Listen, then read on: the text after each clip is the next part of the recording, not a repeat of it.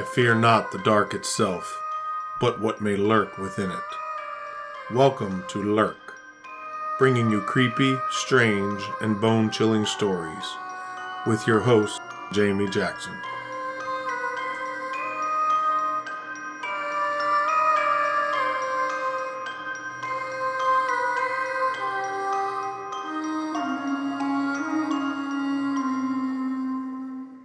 Hey lurkers, welcome to this week's episode. This episode is full of some interesting and little known history and some ghosts. And if my equipment cooperates, maybe even a few EVPs. This week we're talking about the ghosts of Point Lookout State Park in Scotland, Maryland. If you follow Lurk on Facebook or Instagram, there was a little giveaway contest to guess where I was based on a photo. And I was at Point Lookout. I went on a little getaway with my husband, and I may or may not have chosen the location based on the proximity to a haunted location I wanted to cover. So let's get started, shall we?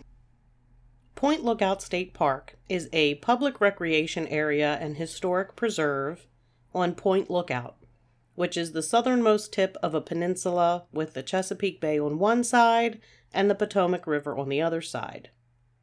The Potomac River is the boundary between the states of Maryland and Virginia. It is located in St. Mary's County, Maryland. You're going to have to bear with me here for a minute.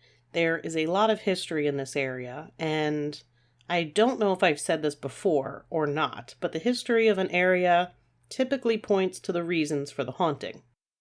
It's important to know the history, and personally I think history is kind of cool, because I'm a nerd. Anyway, Captain John Smith, who you might know from the Pocahontas legends, came ashore at Point Lookout in 1608. Smith gave very favorable reports on the area to the King of England, mentioning the abundance of game and fish, the fertile soil, and the strategic military value of the area. It overlooks the confluence of the Potomac River, the Patuxent River, and St. Mary's River, and also gives access to the Chesapeake Bay. It made it a prime location for a British settlement, and in 1634, the first settlement was built in nearby St. Mary's City. Because of the strategic location, Point Lookout was raided by British forces during the American Revolution. The area got its name from its role as a lookout post used to watch British ship movements during the War of 1812. And during the War of 1812, the Chesapeake was a major route for British warships, who had a naval and military base on nearby Tangier Island. You might remember Tangier Island from last week's episode about pirate ghosts. The British used this base to raid waterfront towns and farms, and attacked and burned Washington, D.C., and unsuccessfully attacked the city of Baltimore. During the American Civil War in 1862, a large portion of the land around Point Lookout was turned into port and temporary city of civilians and military personnel with numerous buildings. It included a large Union Army hospital, a U.S. Army garrison, and a Union prisoner of war camp to hold Confederate captives. At the Battle of Gettysburg in July of 1863, the Union Army captured thousands of Confederates that were housed in Point Lookout. The POW camp was officially named Camp Hoffman. It was 40 acres with a 15-foot tall wooden fence, and guards kept watch from a gallery at the top of the fence.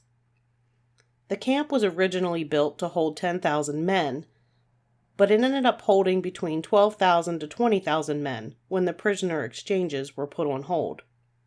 The result was overcrowded conditions with up to 16 men in a tent in poor sanitary conditions. It was the largest Union prisoner of war camp, and it had one of the worst reputations.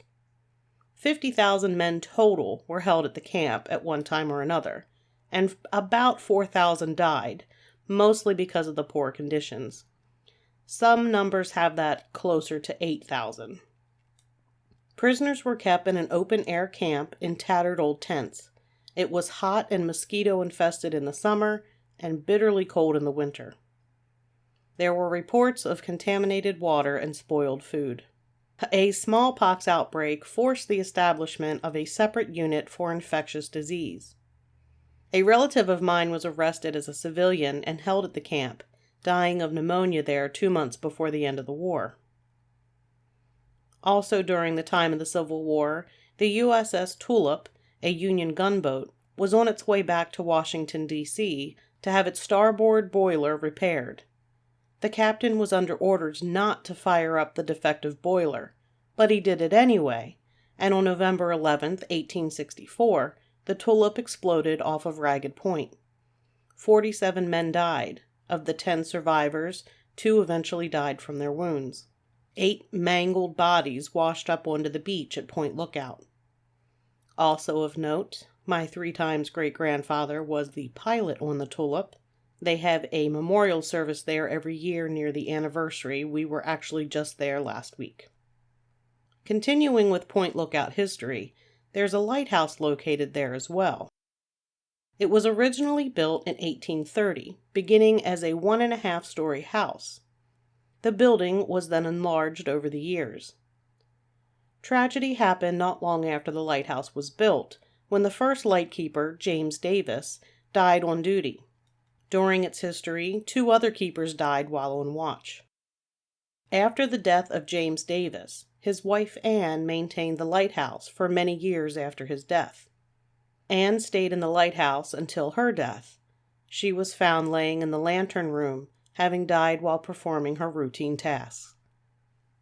In 1878, even though there was a lighthouse on shore, the steamer Express broke up off the coast during a hurricane. 22 lives were lost that night. There is now an automated light offshore, but the lighthouse still stands. Restored to what it looked like in 1927, though it is much closer to the shoreline now due to erosion. With all this wealth of history and despair, it's not a surprise to learn that the area is haunted. One of the most well-known haunted locations on Point Lookout is the lighthouse. There were so many reports of hauntings there that famed parapsychologist Hans Holzer investigated. Hans Holzer and his team recorded 24 different voices in the building, both male and female. They were heard singing, talking, and often using foul language. One recording that said, "Fire if they get too close to you," was thought to reference the Confederate soldiers housed there on the peninsula. A woman's voice, recorded on the tower staircase and thought to be that of Anne Davis, who was, of course, the wife to the first lighthouse keeper, mentioned "my home," and another voice said, "Let us not take objection to what they are doing." Other recordings said, "I was in the water." The voice of a young boy said, "Can I play?" And the voice of an old man said, "Get off that pier." People who visit the lighthouse experience very chilly air in parts of the building, along with a rotten smell coming from one particular room. Though once Dr. Holzer publicly voiced his belief that the smell was from the tormented spirits of people held there against their will, those falsely accused of spying or having Confederate sympathies, the smell seemed to disappear. Hans Holzer, during his investigation, actually said, "This place is haunted as hell." In addition to strange sounds, smells, and cold spots, apparitions have also been seen. Anne Davis has been seen standing at the top of the stairs in a white blouse and a long blue skirt. The former park manager, Jerry Sword, used to live in the lighthouse. During the time that he lived there, Mr. Sword often heard snoring in the kitchen. Sometimes he would hear voices outside of the back of the house, but when he would go to see who was there, he found no one. One evening he saw figures of men going through the house. On one occasion, Mr. Sword was sitting in the kitchen at night while a nasty storm was brewing outside. He started to feel that eerie sensation of being watched. As the storm raged outside, Sword looked up to see the face of a young man wearing a floppy hat and loose-fitting coat at the window. As Sword opened the door in welcome, the three-dimensional apparition floated in and disappeared. Jerry Sword was certain it was the ghost of a crewman from the steamer Express that broke up in a storm in 1878. The body of young crewman Joseph Heaney washed up on the beach, and he had been buried near where they had found his body. Heaney's description was printed in the newspapers at the time, and it matched the image of the man Sword had seen in his window. Jerry Sword also sometimes heard footsteps in empty rooms and on the staircase, and the low murmur of voices. The sounds of objects crashing to the ground would send Jerry running to see what had happened, only to find that nothing was out of order. He heard coughing and felt invisible entities pass by him as he entered a room. And there was the constant feeling of being watched. I have that feeling sort of often, usually when I'm sitting here recording the podcast. Today it's kind of quiet, but I'm recording a little earlier than usual. That wasn't a challenge if there's anybody dead hanging around here.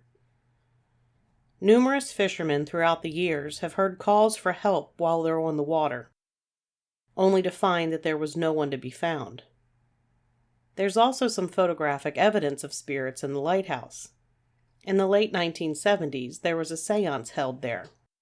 Laura Berg, a former lighthouse resident, is standing in the center of the photo holding a candle, and to her left is the form of a man in soldier garb. A weapon, sash, and one leg haphazardly crossed over the other, appears to be leaning against the wall. No one saw this man there during the seance. They only noticed him later in the photograph. Mrs. Berg had many experiences in the lighthouse. On her first night spent there, she woke to the sound of heavy or old-fashioned boots walking up and down the hall. She also relayed that one of the rooms had a very bad odor at night. Some mornings she heard a female voice at the top of the stairs singing. She could never tell what song was being sung, but it always seemed to be a happy one. Sometimes Mrs. Berg heard the sound of men laughing and talking in the south side living room, and whenever she checked for intruders, she never found anyone. Laura Berg only saw something one time, and it was two figures in the lighthouse basement. They were transparent, and it wasn't clear if they were male or female. Laura Berg had several members of her family and friends visit her during her time at the lighthouse, and several of her guests had experiences of their own. One time when her parents were visiting, her mother was awakened in the night by someone calling her name. Another friend went into the living room and saw a woman in a blue dress. Thinking it was perhaps another guest, she went to ask Laura who it was. Both of them returned to the living room, but there was no one there. Mrs. Berg's most memorable experience was waking up one night and seeing an unusual series of 6 lights. She thought it might have been a reflection from a boat or a car, but when she looked out, everything was dark. As she became more awake, she suddenly smelled smoke. She jumped up and ran downstairs to find her space heater on fire. She was able to put the fire out, but the entire wire was burnt, as was the wall socket. She realized that if she hadn't been woken up by the lights, the whole house could have burned down with her in it. She felt like someone was looking out for her. Perhaps it was Ann Davis, protecting her beloved lighthouse. During my recent visit, I was able to record an EVP while standing on the porch of the lighthouse, as it is not currently open to the public. So I want to play that now. Anybody here at the lighthouse? So that was the first one. I asked if there was anybody there at the lighthouse, and there was a response, so I'm going to play it again. Anybody here at the lighthouse? And then I also got this recording.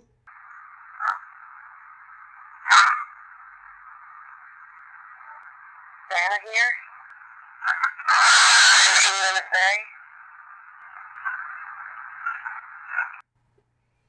So with that recording, there's a couple things in the beginning, and then I ask if Anna is there, and then, of course, that's where I get the very loud response.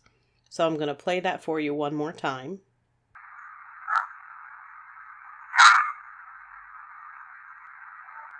Anna here? Anything you want to say? And then I have this third recording, also at the lighthouse. This is Jamie at the Point Lookout Lighthouse. Is there anybody here? And again, I asked if there was anybody at the lighthouse, and there was a response right after my question, and I'm going to play that again. This is Jamie at the Point Lookout Lighthouse. Is there anybody here? So another strange encounter at the park comes from a former park ranger. And this is what he wrote. The incident I am about to relate occurred on an unseasonably warm day in early March of 1977. I had been a park ranger at Point Lookout for only 2 months. Although mine was a new job, Point Lookout was not new to me. I had lived my lifetime of 25 years in the Point Lookout area. I was working the evening shift. It was a weekday, and despite the beautiful warm weather, there were few park visitors. At about 4:30 p.m., I was on the Potomac River beachfront, gathering and recording weather data, when I noticed an elderly woman standing about 40 yards from me. She caught my attention because she was strangely shuffling along, looking at her feet. She appeared to be desperately looking for something she had lost in the grass. After I had watched her for about 5 minutes, I walked over to offer my assistance. My first thought was that perhaps she had lost her keys. She seemed very distant, and our conversation was brief. I only remember 3 points she made.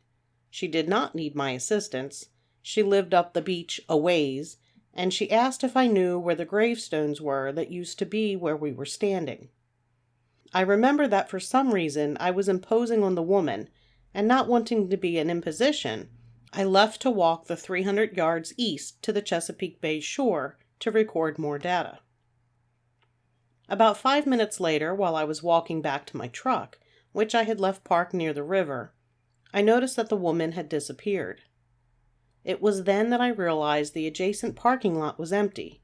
Furthermore, from my vantage point since our conversation, I would have had to have seen any cars entering or leaving the area, and no one had. A few hours later, I asked then park manager Jerry Sword if he knew anything about a graveyard near the Potomac River picnic area. He wanted to know why I was asking, so I related my encounter. After Mr. Sword heard my story, he told me that there had once been a graveyard somewhere near where the mysterious lady had been wandering. It had been the Taylor family graveyard. Its exact location is no longer known, but its former existence is well documented. Records show that one of the individuals buried in the lost graveyard is Elizabeth Taylor. Her gravestone was stolen and later found in a local hotel by a Point Lookout ranger. Though people have searched, no one has found the location of the Taylor cemetery. There are other accounts shared by other Point Lookout park rangers. One mentioned that he had witnessed a man running across the road through Point Lookout. The sightings always took place during the day and on one of the same sections of road, and the man always crossed the road after the truck had passed, causing the ranger to view the man in the rearview mirror. The man always crossed in the same direction. Other rangers have witnessed the same man at different times of day and different times of the year. The witness said, "The first time I saw the man, I immediately returned to the crossing site. The man was running using long strides. He first appeared at the edge of the road, adjacent to one of the Point Lookout camping areas. He crossed the road and dashed into the woods on the other side, leaving the park property. My first thought was that he was a trespasser fleeing the area. I examined the area but was unable to find any type of path on either side of the road, or any evidence of human or animal crossing. I did not get a good enough look at the intruder to identify him or describe his attire. The site of the crossing is near the original Confederate soldier cemetery, where prisoners who had died of smallpox at the nearby smallpox ward for sick Confederates had been buried. The route the man was taking would have been directly away from the hospital.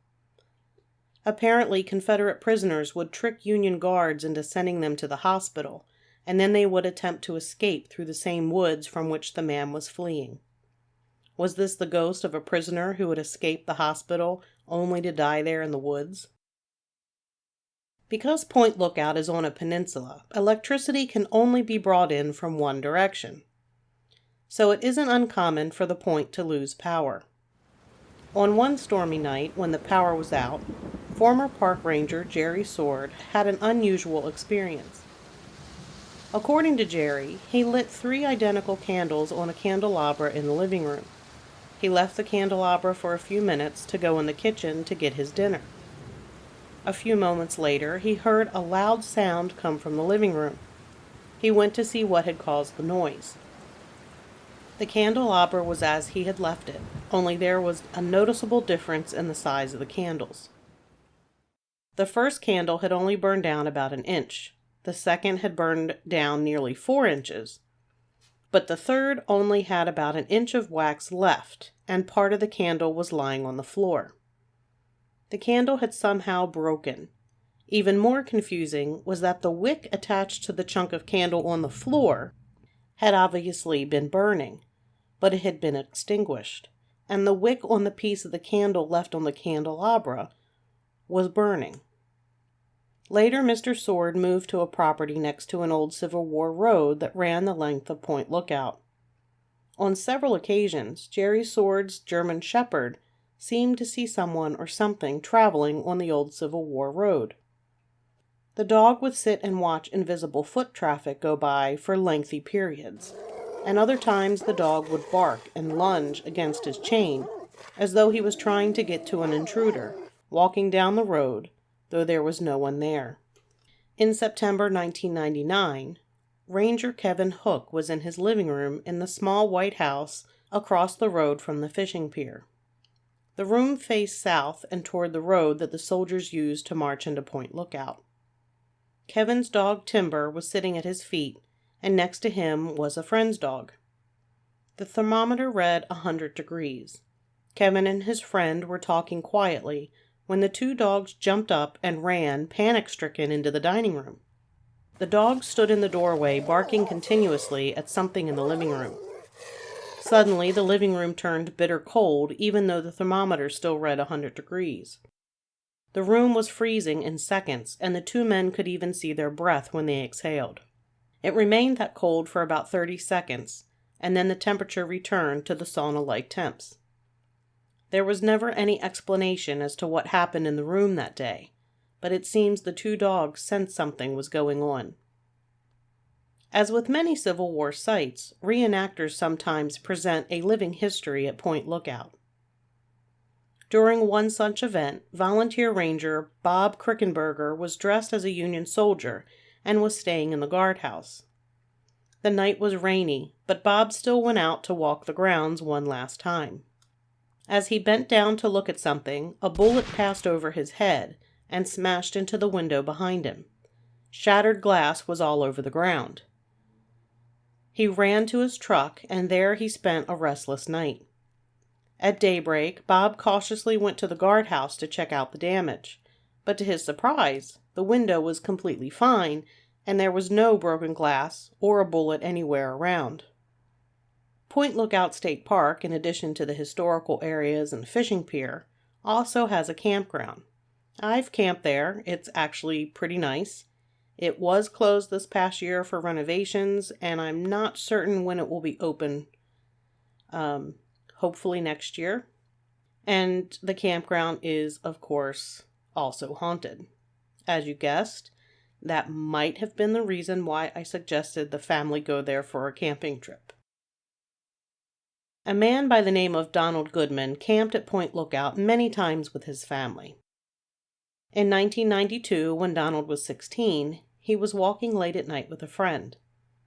On the road, a tall, straight figure walked toward them. As the image came closer, he noticed its gray appearance. He said, "I couldn't understand why I couldn't see a face." The image came closer and closer until he was about 10 feet away. I felt like I was in his way, but I couldn't move or speak. Finally, we were face to face. All I saw was a gray image. He turned, lunging upward a bit, and walked in front of me and into a gravel pile and disappeared. Later, as I ran the image over and over in my mind, I recalled I never saw his feet. Assistant Park Manager April Havens had her own campground ghost experience.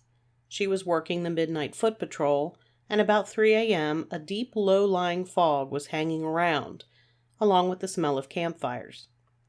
She walked around the Hoffman camping loop and suddenly felt a chill when she passed Site 145. She felt as if someone was following her. She heard a noise behind her and turned to see a row of white square tents in the middle of the road, tents like the ones that were used in the POW camp. Havens took off running to the camp office, where she quickly entered and shut the door. I came across a few comments and reviews from campers about some of the experiences that they've had. The first reads, "We stayed there early in the camping season 2016. The only campers in our loop.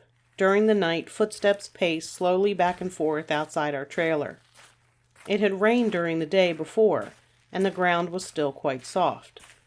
No footprints in the morning, but it crunched heavily back and forth. Next night, there was otherworldly chanting noises, loud and hollow sounding. Not a radio or any other sound system like that. It went on from around 11 p.m. to 2 a.m. Nothing about it was recognizable as just people down at the beach. We packed up and out we went next morning, never going back." The next reads, "My wife and I camped at Point Lookout in the early 90s. Being midweek, we were the only ones in the park aside from the camp hosts. We were sitting at our picnic table one evening when there was a sulfur smell that came out of nowhere. At the same moment, my wife yelled that something had touched her.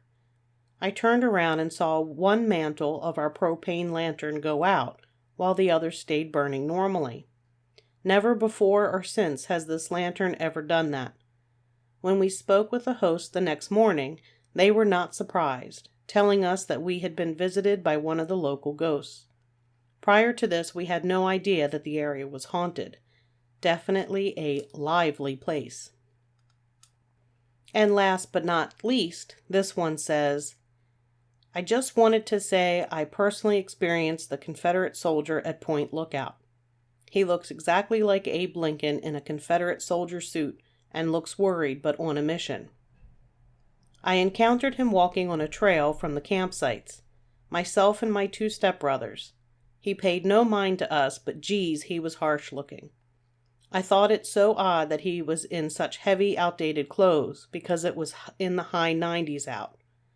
I thought it was an actor for the park. He paid us no mind, but about 10 minutes later, we were chased by a presence that we couldn't see, but was moving the tall grasses and trees behind us, and we could hear the footsteps down the trail. When we would run, it would run, and stopped when we stopped. We ran and kept running until we were back at the campsite. I was 10 at the time, and my brothers 9 and 11. I don't want to sound ignorant, but I had no idea at the time any of Point Lookout's history. My family frequented Point Lookout often, and it wasn't until I was 18 and was there crabbing that I put the pieces together. I was in their little general store getting bait and snacks when I seen a postcard there that depicted the man's uniform exactly. I got chills and asked the older lady working there some details. She filled me in. I have since done searches here and there and have seen he is a common occurrence. I have been to Point Lookout numerous times since, and have even brought my children and have not had any more experiences. I did, however, have a park worker once tell me about the old lady on the beach. He told me she is dressed in white and looks for the grave of her child, which was moved during construction. So eerie. There are other camper accounts of strange things at the Point Lookout campground. One couple mentioned hearing a man say "hey" one night outside their tent, followed by the sound of footsteps circling them. They watched out of the open window of their tent, but they never saw a soul. Other campers mentioned seeing Elizabeth Taylor on the beach looking for her tombstone.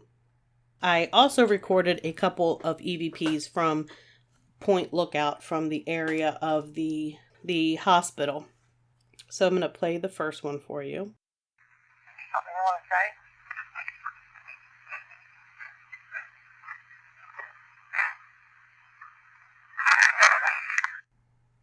So I ask if there's anything that it wants to say, and there is a response, so I'm going to play that one again. Something you want to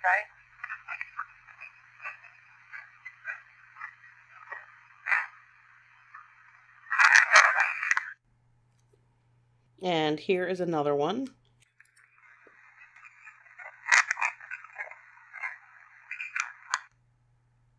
And that one is short. I was actually just standing still and recording, so let me play that one again for you.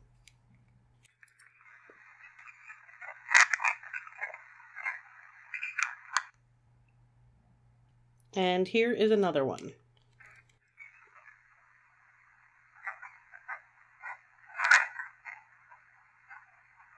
getting ready to leave if there's anything you want to say.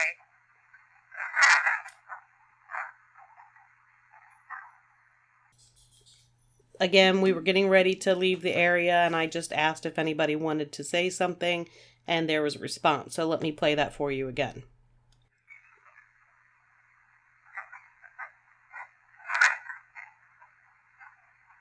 We're getting ready to leave if there's anything you want to say.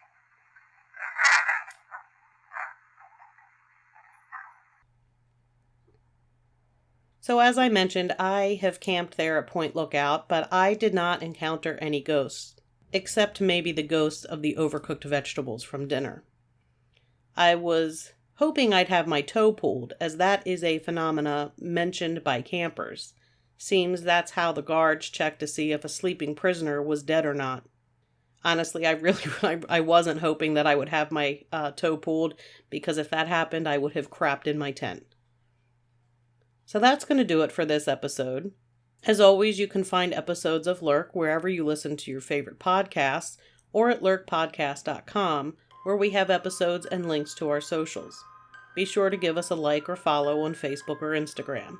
We do have a Twitter account, but I usually forget to use it. We also have a YouTube channel if you prefer to listen that way. If you have a moment, consider giving us a 5-star review and or voting for us in the Paranormality Magazine's Top 10 Paranormal Podcast list. You can find the link to that in the show notes or on our Facebook page. And until next time, keep lurking.